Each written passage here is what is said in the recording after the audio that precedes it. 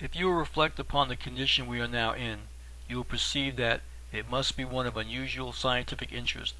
If you imagine a body at rest in an intangible medium, and not in contact with gas or any substance capable of creating friction, that body, by the prevailing theory of matter and motion, unless disturbed by an impulse from without, would remain forever at absolute rest.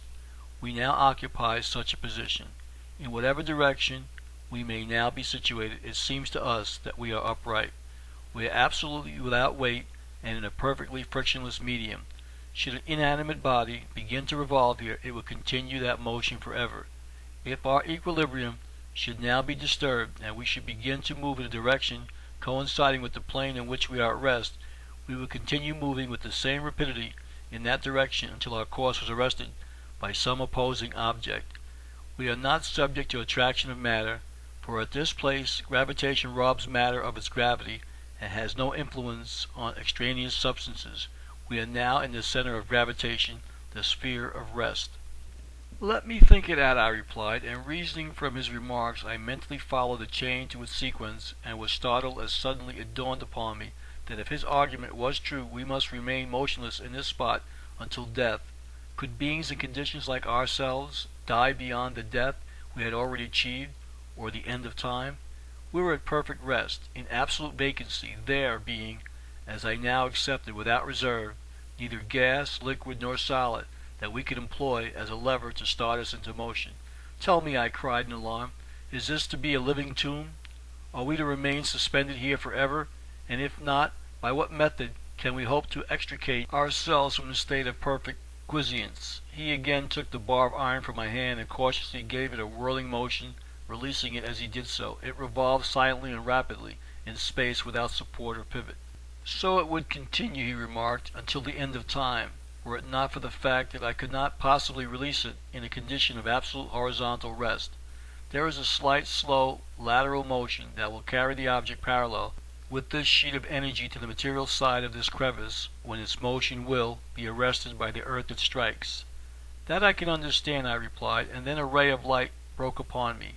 Had not Cavendish demonstrated that, when a small ball of lead is suspended on a film of silk near a mass of iron or lead, it is drawn towards the greater body? We will be drawn by gravity to the nearest cliff, I cried. You mistake, he answered. Cavendish performed his experiments on the surface of the earth, and there gravity is always ready to start an object into motion.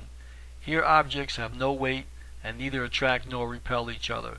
The force of cohesion holds together substances that are in contact, but as gravitation cannot now affect matter out of molecular contact with other forms of matter, because of the equilibrium of all objects, so it may be likewise said that bodies out of contact have at this point no attraction for one another. If they possessed this attribute, long ago we would have been drawn towards the earth cliff with inconceivable velocity. However, if by any method our bodies should receive an impulse sufficient to start them into motion, ever so gently though it be, we in like manner would continue to move in this frictionless medium until we would strike the material boundary of this crevice. I interrupted. Yes, but can you conceive of any method by which such voluntary motion can now be acquired? No. Does it not seem to you, he continued, that when skillful mechanics on the earth's surface are able to adjust balances so delicately that in the face of friction of metal, friction of air, inertia of mass, the thousandth part of a grain can produce motions of the great beams and pans of such balances, we, in this location where there is no friction and no opposing medium, none at all, should be able to induce mass motion? I cannot imagine how it is possible unless we shove each other apart. There is no other object to push against, but why do you continue to hold me so tightly? I interrupted myself to ask, for he was clasping me firmly again. In order that you may not leave me, he replied. Come, you trifle, I said, somewhat irritated. You have just argued that we are immovably suspended in a frictionless medium and fixed in our present position. You asked me to suggest some method by which we can create motion, and I failed to devise it. And almost in the same sentence you say that you fear that I will leave you. Cease your incongruities and advise with me rationally. Where is the bar of iron? He asked. I turned towards its former location. It had disappeared. Have you not occasionally felt, he asked, that in your former life your mind was a slave in an earthly prison? Have you never, especially in your dreams, experienced a sensation of mental confinement? Yes. Know then, he replied, that there is a connection between the mind and the body of mortal beings in which matter confines mind, and yet mind governs matter. How else could the will of men and animals impart voluntary motion to earthly bodies? With beings situated, as are the animals on the surface of the earth, mind alone cannot overcome the friction of matter. A person could suspend himself accurately on a string, or balance himself on a pivot, and wish with the entire force of his mind his body would revolve, and still he would remain at perfect rest. Certainly, a man would be considered crazy who attempted it, I answered. Notwithstanding your opinion in time to come, human beings on the surface of the earth will investigate in this very direction, he replied, and in the proper time mental evolution will, by experimentation, prove the fact of his mind and matter connection and demonstrate that even extraneous matter may be made subservient to mind influences. On earth, mind acts on the matter of one's body to produce motion of matter, and the spirit within, which is a slave to matter, moves with it. Contraries rule here. Mind force acts on pure space motion, moving itself and matter with it, and that too without any exertion of the material body, which now is a non-entity, mind here being the master. How can I believe you? I replied. Know then, he said, that we are in motion now, propelled by my willpower. Prove it! You may prove it yourself, he said, but be careful, or we will separate forever. Releasing his grasp, he directed me to wish that I were moving directly to the right. I did so. The distance widened between us. Wish intensely that you would move in a circle about me. I acquiesced, and at once my body began to circle around him.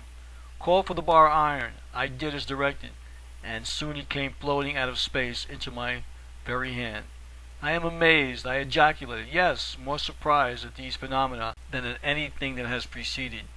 You need not be. You move now under the influences of natural laws that are no more obscure or wonderful than those under which you have always existed.